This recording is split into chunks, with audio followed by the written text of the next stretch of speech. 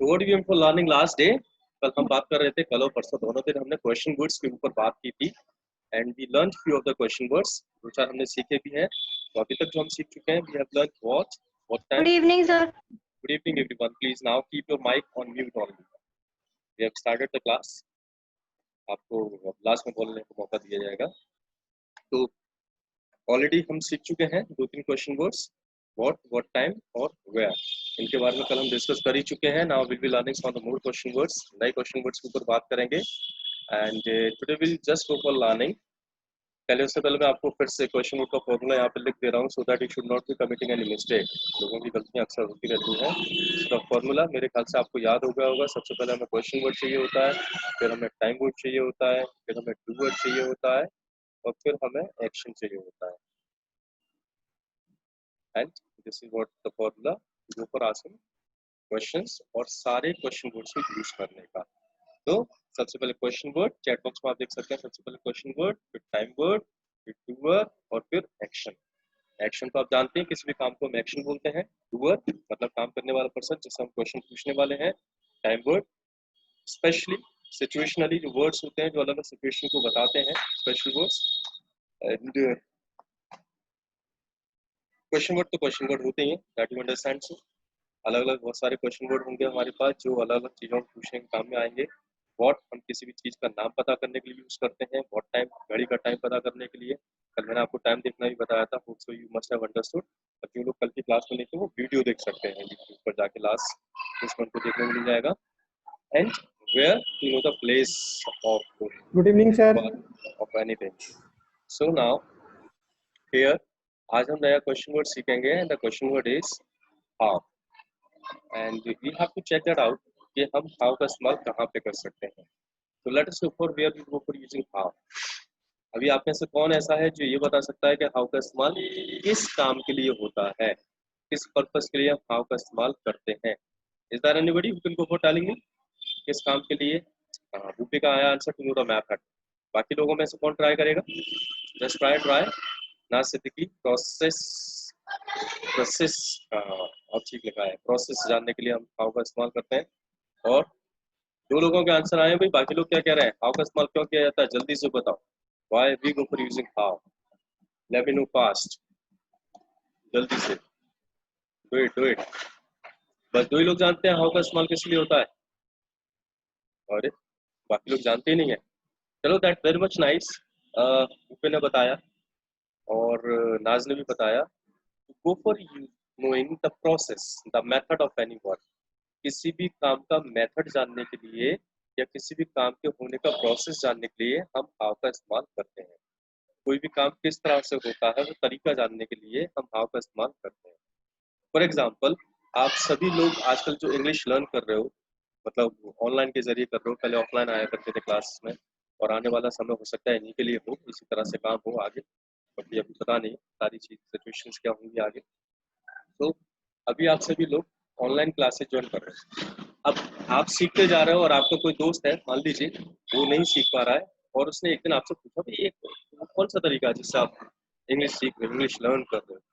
तो वो ये जो क्वेश्चन बनाएगा भाई आप कैसे इंग्लिश लर्न करते हो, तो वो तरीका मुझे बताओ।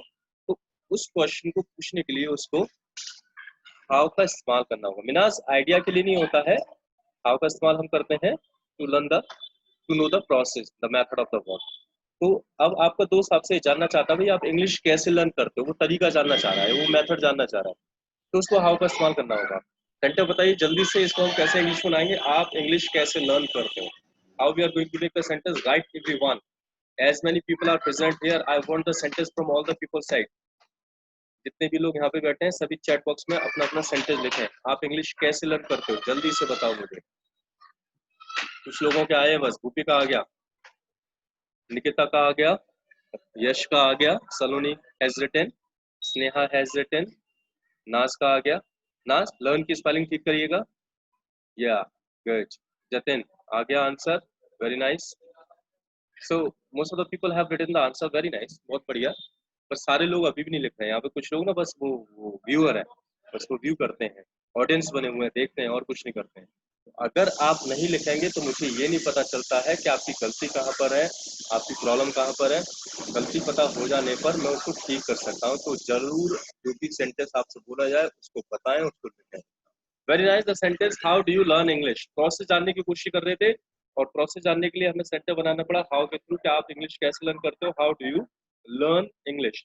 आपको मान लीजिए किसी ने इन्वाइट किया घर पे अपने खाने पे, वैसे तो नहीं करते होंगे आपको, जहां तक मुझे लगता है राघव, लेकिन मान लो गलती से किस दिन आपको इनवाइट कर लिया खाने पर और बड़ा अच्छा सा खाना बनाया गया, बहुत बढ़िया सा फूड प्रिपेयर किया गया, और जब फूड प्रिपेयर किया गया अच्छा सा और आपको बड़ा अच्छा लगा, तो जब खाना आपने खा लिया तो फिर आपने जानना चाहा तो जरा पता करते हैं इतना अच्छा खाना इन्होंने कैसे बनाया।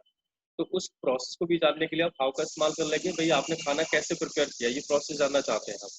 तो कैसे क्वेश्चन बनाएंगे, आपने खाना कैसे प्रिपेयर किया, this is the question just before writing this. लेकिन फटाफट से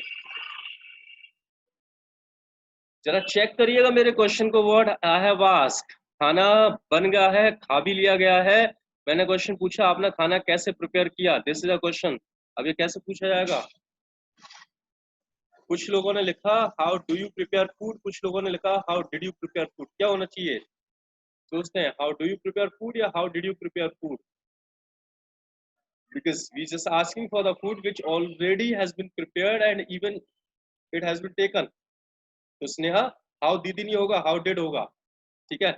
तो the question will be how did you prepare food, ठीक है। हम उसके बारे में बात करना चाह रहे हैं जो हो गया है काम, जो बीत गया है उसके ऊपर बात करना चाह रहे हैं। तो क्वेश्चन होगा how did you prepare food, right.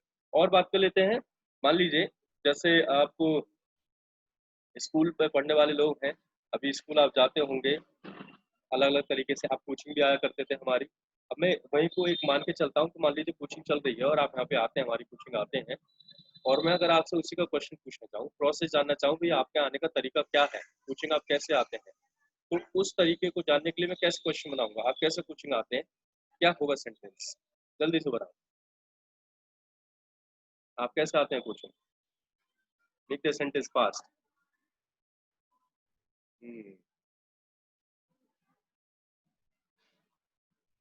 How do you come to coaching, very good. इनकी जरूरत ही नहीं है, how do you come to coaching, how do you go to school, how do you come coaching. चलो very nice very nice. अब देखो आप सभी के आने का अपना अपना तरीका हो रहा होगा, मुझे नहीं मालूम आप कैसे कोचिंग आते हैं। मान लीजिए इस समय प्रोसेस चल रहा है कि आप कोचिंग आ रहे हैं, और अगर मैं उस तरीके को जानना चाहूँ भाई आप कोचिंग कैसे आते हैं, तो आपको वो आंसर बताना पड़ेगा, भाई मैं ऐसे आता हूँ, मैं ऐसे आता हूँ, मैं ऐसे आता हूँ। तो जो तरीका आप यूज करते हो कोचिंग आने के लिए, उस तरीके को यहाँ पे लिख दीजिए, मैं आता हूँ ऐसे करके। वो पूरा सेंटेंस आप कैसे बनाएंगे जल्दी से लिख के बताइए, राइट इट डाउन।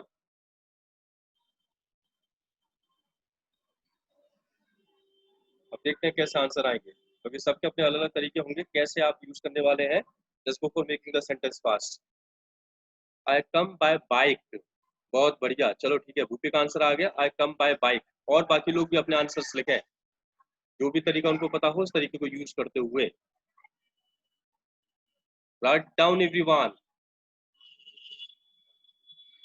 मुस्कान का है, आज नाज का है, come by scooty, Muskan I come by Activa, come by bicycle, Jatin बोल रहे हैं, राघव बोल रहे हैं, come by bicycle, bicycle, I come by bus, very nice, by bus, by bicycle, good. So the scene is this, very nice. I come by Activa, Nas is written, good. तो आप किसी भी व्हीकल का इस्तेमाल करते हैं, कोई भी गाड़ी का इस्तेमाल करते हैं, तो आप बाय का इस्तेमाल वहां पे लगा के बोल सकते हैं।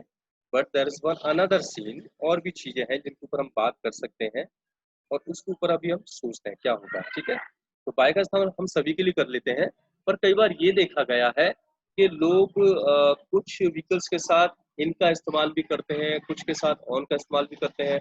वैसे बाय बिल्कुल ठीक है, बाय में कोई प्रॉब्लम नहीं है, बाय का इस्तेमाल सभी के साथ होगा, with all the vehicles you can go for using by.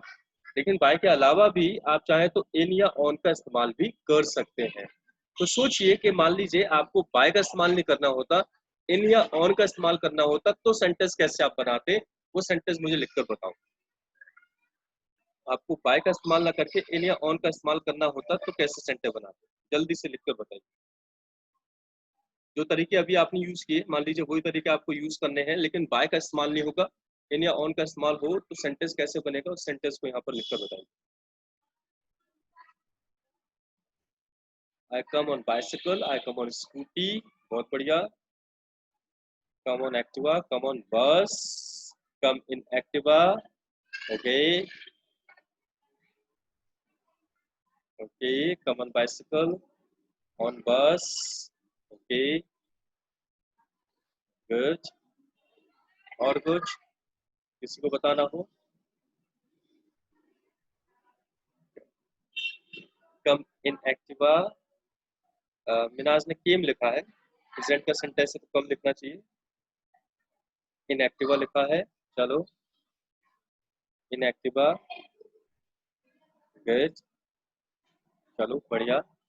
तो यहाँ पे कुछ जगहों पे ऑन लगा, कुछ जगहों पे इन लगा। यशन लिखा कम इन एक्टिवा, ओके। चलिए काम करता हूँ, मैं आपको बताता हूँ व्हीकल और आप बताइएगा उसके साथ क्या लगेगा। मान लीजिए मैं बस से आता हूँ, तो बस के साथ क्या लगना चाहिए, ऑन या इन? बताओ जल्दी से बताओ, बस के साथ क्या लगना चाहिए, ऑन या इन लगेगा? बताओ फटाफट से। स्नेहा ने बोला in, Pushpak on, Tanya in, Raghav in, Muskan on, Naaz in, Saket इन, संकेत इन। ओके, तो सभी के इन ऑन चल रहे हैं, वेरी गुड। मतलब लड़ाई है, एक चीज पे क्लियर नहीं हो पा रहे हैं।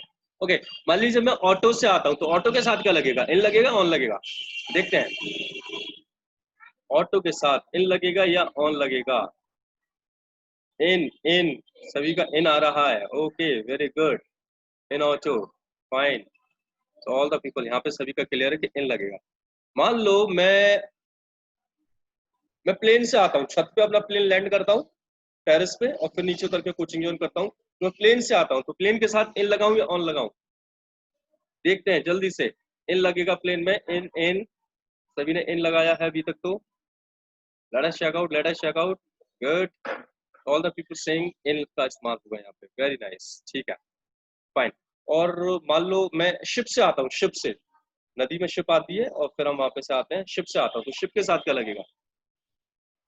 नेहा बोली शिप के साथ ऑन लगेगा, नाज बोल रही ऑन लगेगा, जतिन बोल रहे ऑन लगेगा, तो शिप के साथ सब ऑन कह रहे हैं, ओके। ट्रेन से आता हूँ, ट्रेन से, ट्रेन के साथ क्या रहेगा, ट्रेन, ट्रेन के साथ इन, स्नेहा बोल रही है ट्रेन के साथ इन होगा, यूपी बोल रहे हैं इन होगा, इन होगा, सभी का इन ही आ रहा है, good. So that what we go for telling कि भाई इसके साथ इन लगेगा, इसके साथ ऑन लगेगा, मतलब आप कर ले रहे हैं। कुछ जगहों पे इश्यूज आ रहे हैं जहाँ पे आपस में लड़ाई है, बाकी सारी जगहों पे सभी लोग एक जैसे आंसर दे रहे हैं। तो चलिए, आपने जो भी इसका रीजन रखा हो कि क्या सोच के आपने इन लगाया, क्या सोच के आपने ऑन लगाया, डू नॉट नो, लेकिन मैं अब आपको इसके बारे में बता दे रहा हूँ जिससे आप इसको क्लियर कर सकेंगे कि कहाँ पे इन लगना चाहिए और कहाँ पे ऑन लगना चाहिए व्हीकल्स के साथ। सो इन या ऑन का यहाँ पे जो तरीका है वो इस आधार पे नहीं होता है कि हम किसी के अंदर बैठे हैं या किसी के बाहर हैं या किसी के ऊपर है, इस आधार पे लिया जाता है। अगर मैं आपको यहाँ पे दो शब्द दूं, एक है एंटर, तो एंटर के साथ कौन सा प्रपोजिशन ज्यादा मैच करता हुआ है, ऐसा नहीं है मैं कह रहा हूँ एंटर के साथ कौन सा प्रपोजिशन लगेगा, एंटर के साथ मैच करता हुआ कौन सा प्रपोजिशन, ये बताएं। एंटर के साथ इन ज्यादा मैच करता है, ऑन ज्यादा मैच करता है, गुड। नया ने बोला इन मैच करता है, वेरी नाइस। सभी ने बोला इन मैच करता है, गुड। चलो, मैं दूसरा शब्द आपको देता हूँ, क्लाइम।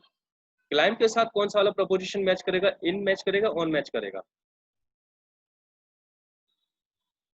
हाँ, तो लोगों ने बोलना स्टार्ट किया भी क्लाइम के साथ ऑन मैच करेगा, very nice very nice very nice. चलो, तो ये आधार होता है, क्लाइम होने का मतलब ये है कि आप किस चीज के ऊपर आ रहे हैं, मतलब क्लाइम होने का मतलब है कि आप ऑन हो रहे हैं, एंटर होने का मतलब है कि आप इन हो रहे हैं, है ना? That is very much clear. तो जहां पे आप एंटर हो रहे हैं, आप समझ लीजिए कि जहां पे एंटर कर रहे हैं आप, इसका मतलब ये किया कि आप इन हो गए, और जहां पे आप क्लाइम कर रहे हैं इसका मतलब है कि आप ऑन हो गए। अब आप अपने आप अंदाजा लगा लीजिएगा किन व्हीकल्स पे आप एंटर करते हो, किन व्हीकल्स पे आप क्लाइंब करते हैं। जहां पर स्टेयर्स हो चढ़ने के लिए, जहां पे आपको चढ़ना पड़ रहा हो, जहां पे आप क्लाइंब कर रहे हो, उन सब के साथ आप ऑन का इस्तेमाल करेंगे क्योंकि उन पे आप ऑन हो जाते हैं। और जहां पर आप एंटर कर रहे हो उनके साथ आप इन का इस्तेमाल करेंगे क्योंकि आप एंटर हो रहे हैं। तो अब आप खुद अंदाजा लगा सकते हैं किसके साथ क्या लगेगा।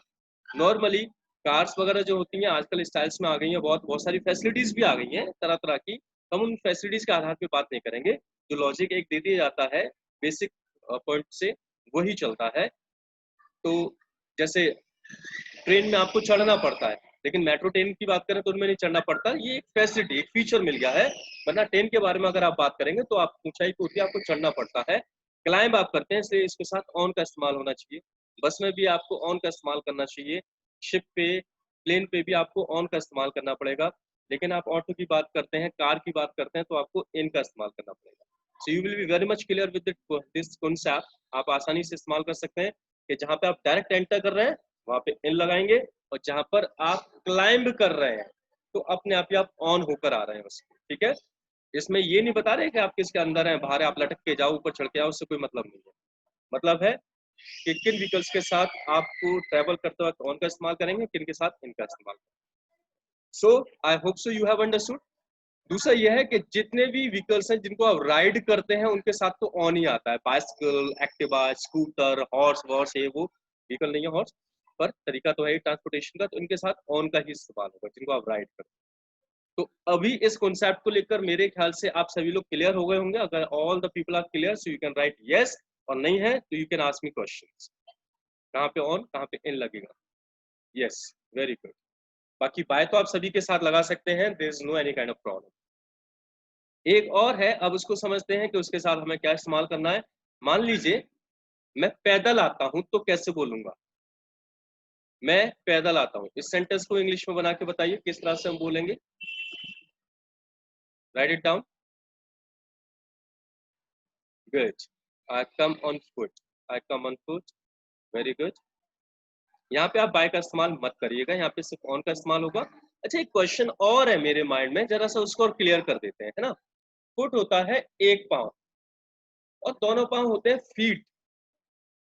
तो मैं कम ऑन फुट बोलूंगा, कम ऑन फीट बोलूंगा, ये क्लियर करना है। फुट मतलब एक पांव के लिए और दोनों के लिए फीट होता है, तो it should be come on foot या कम ऑन फीट, ये मुझे अब चाहिए। कम ऑन फुट होगा या आई कम ऑन फुट, या कम ऑन फीट होगा, इसको जरा क्लियर कर लेते हैं। गुड। तो भूपे को छोड़कर नाज, सलोनी, तान्या, यश, सबने बोला फीट होगा। मिनाज बोल रही फुट होगा, भूपे बोल रहे फुट होगा, बाकी सब बोल रहे हैं फीट होगा। एक पेयर से चलते हैं, भूपे बोल रहे हैं। ओके, एक्चुअली ऐसा नहीं है, होता ये है कि जब आप खड़े होते हैं, अगर आई एम स्टैंडिंग, सो आप दोनों पांव के ऊपर वेट करके होते हैं। ऑन का मतलब है ऊपर होना, तो आप दोनों पांव के ऊपर वेट करके होते हैं, तो आप बोलते हैं I am standing on feet. लेकिन जब आप चलते हैं तो एक पांव जमीन पे होता है, एक पांव के ऊपर आपका वेट होता है, दूसरा हवा में होता है। इसलिए चलते वक्त आप एक ही पांव के ऊपर वेट रखते हैं, दूसरा मूवमेंट में रहता है, इसलिए चलते वक्त आप बोलते हैं ऑन फुट। याद रखिएगा। अगर आप ऑन फीट चल के आएंगे तो दोनों पाँव को एक साथ वेट पे उस पे डालेंगे और एक साथ हवा में लेकर आएंगे, एक साथ वेट डालेंगे, एक साथ हवा में लेकर आएंगे। तो एक बार में एक ही पाँव का इस्तेमाल होता है, इसलिए उसको ऑन फुट बोला जाता है। ठीक है, खड़े ऑन फीट होते हैं, बट वॉक ऑन फुट करते हैं। अंडरस्टूड? तो पैदल आने में क्या इस्तेमाल करेंगे, ऑन फुट या on feet?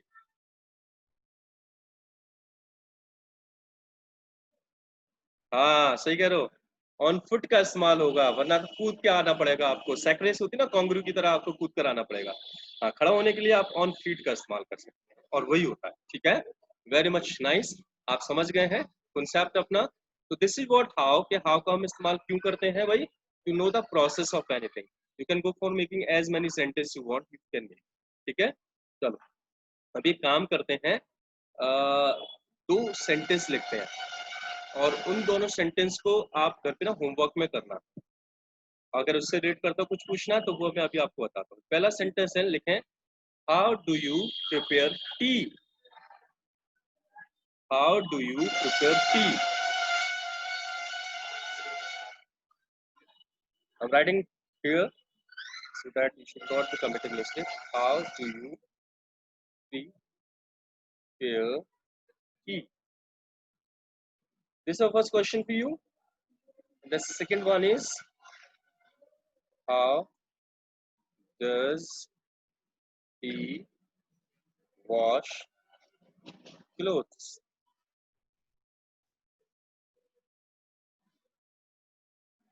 I have given you two questions. How do you prepare tea and how does he wash clothes? अभी जब आप इनके आंसर दोगे ना तो you have to write the complete process. ऐसा नहीं है just I put on burner on gas and tea is prepared. ऐसा नहीं. You have to go for giving the complete process. First I take tea pen, then I do this, then I do this, उसके बाद this. पूरा सर्व करने तक का बढ़िया सा प्रोसेस आपको उसमें लिखना है. The same, how does he wash clothes? इसका भी आपको कंप्लीट प्रोसेस लिखना है. And you will not be using washing machine. आपको वॉशिंग मशीन का यूज नहीं करना, हाथ से कपड़े धोएंगे. और सारे प्रोसेस जितना भी होता है बीच का वो सब कुछ आपको यहाँ पे इंग्लिश में बताना है. आपके आंसर्स ये घर पे आप करिएगा. अच्छा, how do you prepare T and how does you wash cloth. इस बीच में इनके प्रोसेस को लिखने के लिए कोई भी शब्द आपके दिमाग में ऐसा आ रहा हो या कोई प्रोसेस ऐसा आ रहा हो जिसको आप इंग्लिश में नहीं जानते, वो मुझसे आप पूछ सकते हैं. अभी anybody you feel like asking, वो मुझसे आप अभी पूछ सकते हैं कि सर इस वाली चीज को इंग्लिश में क्या बोलेंगे वो बता दीजिए, इस वाली चीज को क्या बोलेंगे. यू कैन आस्क मी. ठीक है. और आप सोच लीजिए, तब तक मैं अपने अगले क्वेश्चन वर्ड की तरफ बढ़ रहा हूँ. जो भी आपको पूछना हो इनके प्रोसेस में जो आपको इंग्लिश में ना पता हो, that you can go for ask. तब तक मैं अगले क्वेश्चन वर्ड की बात करता हूँ. And the next question word what we going to learn here is. Sir. Yes yes. Sir कपड़े पर ब्रश लगाने को क्या कहेंगे? प्रेस करना. Brush brush. हाँ, तो प्रेस वैसे वर्ड इंग्लिश का ही होता है. वैसे इसके लिए दूसरा वर्ड है आयन. आयन करना बोला था, IRON. सर ब्रश ब्रश लगाना, घिसते हैं कपड़ों को जब. ब्रश ब्रश ब्रश भी इंग्लिश का वर्ड होता है. ब्रश इंग्लिश का वर्ड है. आप उसको आई ब्रश द क्लोथ्स, बस. Yes sir. Thank you sir. Okay, चलिए. So next question word what we going to learn is when. When के इस्तेमाल के बारे में सीखेंगे. जो भी अभी आपको पूछना हो पूछ लीजिएगा. तब तक मैं अपने अगले क्वेश्चन वर्ड के ऊपर बढ़ रहा हूँ, क्योंकि हो सकता है बीच में आपके माइंड में नहीं आ रहा हो क्या पूछना है ना. सो व्हेन के ऊपर बात करते हैं. Late us look for when. अभी जितने भी हमने क्वेश्चन वर्ड यूज किए हैं उन सबका एक अपना रीजन था यूज करने का. कोई ये इस पर्पस के लिए इस्तेमाल में आता है, ये इस पर्पस के लिए इस्तेमाल में आता है. The same when is also having a purpose. When का भी अपना एक पर्टिकुलर यूज है कि भाई इस पर्टिकुलर चीज को अगर आपको पता करना हो तो हम व्हेन का इस्तेमाल करेंगे. तो वो कौन सी चीज है जिसको पता करने के लिए व्हेन का इस्तेमाल किया जाता है, ये आप मुझे बताएंगे. तो क्या पता करते हैं व्हेन के थ्रू. वो पे बोल रहे हैं टू नो द टाइम. चलो ठीक है, मुस्कान बोले to know the time. Okay, बस दो ही लोग बताएंगे, बाकी नहीं बताएंगे.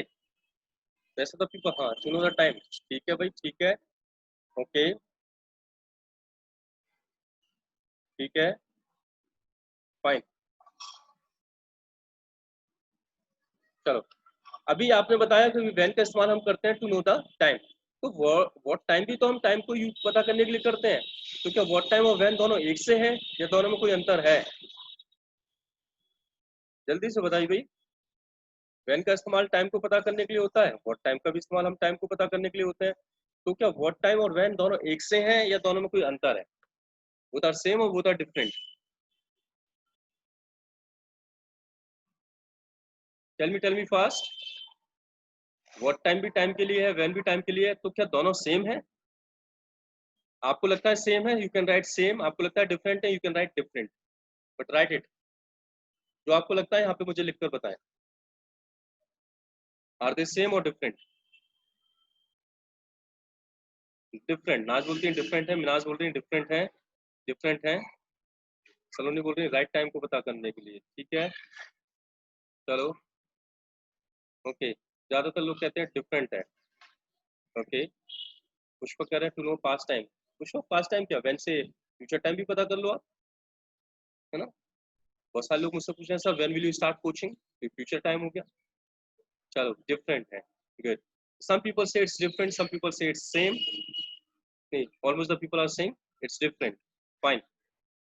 सो डिफरेंट है, तो अब क्या डिफरेंस है इनके बीच में, that we have to understand. वो हमें समझना पड़ेगा. So let me tell you. ज़्यादा नहीं जाते, मैं आपको बताता हूँ। देखें, व्हाट टाइम के थ्रू जो आप टाइम पता करते हैं, कल मैंने आपको दिखाया था घड़ी, क्लॉक, और उससे मैंने आपको व्हाट टाइम के क्वेश्चंस भी पूछे थे और आपको टाइम बताना भी बताया था। तो व्हाट टाइम से सिर्फ आप घड़ी का टाइम पता कर पाते हैं, लेकिन टाइम सिर्फ घड़ी का थोड़ी होता है, वो तो घंटों में बात खत्म हो गई। टाइम उसके अलावा भी होता है। टाइम दिनों की बात हो सकती है, टाइम मंथ्स की बात हो सकती है, तारीखें हो सकती हैं, ईयर्स हो सकते हैं। तो दिन, महीने, साल, अगर ये सब आपको पता करना हो तो फिर वो व्हाट टाइम से काम नहीं चलेगा, फिर आपको वेल लगाना पड़ेगा। So what time is only for time related to clock और watch, and when is for rest of the time. अगर आपको सॉरी घंटे पता करने हैं, घड़ी का टाइम पता करना है, तो आप व्हाट टाइम का इस्तेमाल करेंगे। लेकिन अगर आपको इसके अलावा दिन, महीने, साल, तारीखें ये पता करनी है, तो आप व्हेन का इस्तेमाल करें। चलो व्हेन के क्वेश्चंस बना के देख लेते हैं।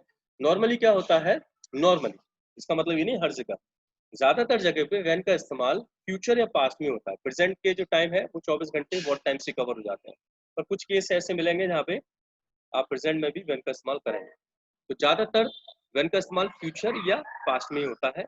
अभी मैं कुछ एग्जांपल देता हूँ, बनाकर देख लेते हैं। जैसे मैं आपसे बोलूंगा आपने कोर्स कब ज्वाइन किया था, तो कैसे सेंटेंस बनाएंगे, बनाइए। आपने कोर्स कब ज्वाइन किया, make the sentence fast.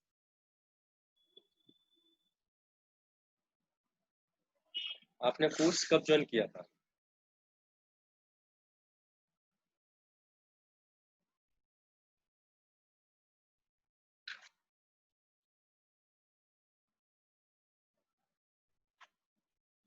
Very good, when did you join. वैसे ही पुष्पक हमने यू के लिए बोला तो यू लगाइएगा। When did you join the course, very nice, completely right.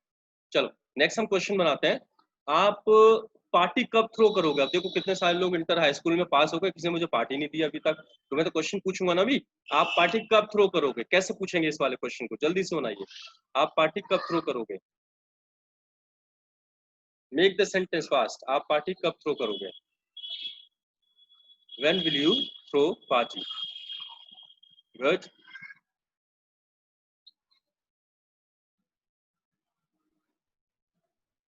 Raghav, throw की स्पेलिंग ये नहीं है जो आपने लिखी है, THROW होती है। When will you throw party, very good. चलो और नेक्स्ट नेक्स्ट करते हैं। ओके आपने मूवी कब वॉच की थी, कैसे बनाएंगे, जल्दी से बनाओ। आपने मूवी कब वॉच की थी।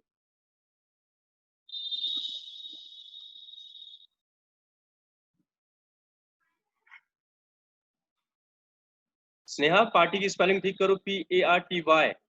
आपने मूवी कब वॉच की थी, हाँ ठीक है। When did you watch movie, when did you watch movie, very good, nice. All the people are doing very much well.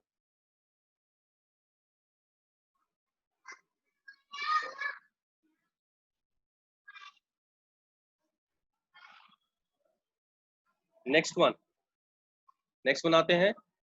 uh, आप मार्केट कब जाओगे, राइट इट डाउन। आप मार्केट कब जाओगे, वेरी गुड। अब मैं कुछ आंसर्स बताता हूँ आपको, वो आंसर्स लिखने हैं, है ना, क्योंकि आंसर्स लिखने में भी चीजों को हमें समझना पड़ता है कि कौन सी चीज कहाँ पर आएगी। कल मैंने आपको आंसर्स के बारे में बताया था, आज भी बताता हूँ। आंसर्स लिखेंगे।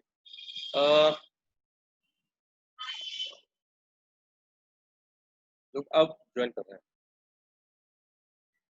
मैं पार्टी अगस्त में थ्रो करूंगा, इसको कैसे करेंगे। मैं पार्टी अगस्त में थ्रो करूंगा,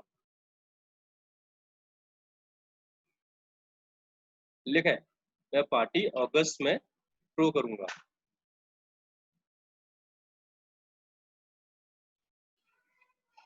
I will throw party in August,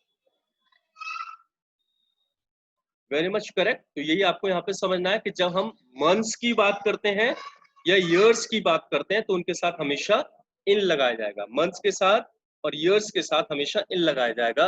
I will throw party in August, I will go to Australia in 2021 2022, है ना, 20 पे तो कहीं पे जाना ही नहीं। तो ईयर्स के साथ और मंथ्स के साथ आप हमेशा इन का इस्तेमाल करें। चलो अब नेक्स्ट सेंटेंस बनाते हैं। मैंने मूवी संडे को वॉच की थी। मैंने मूवी संडे को वॉच की थी।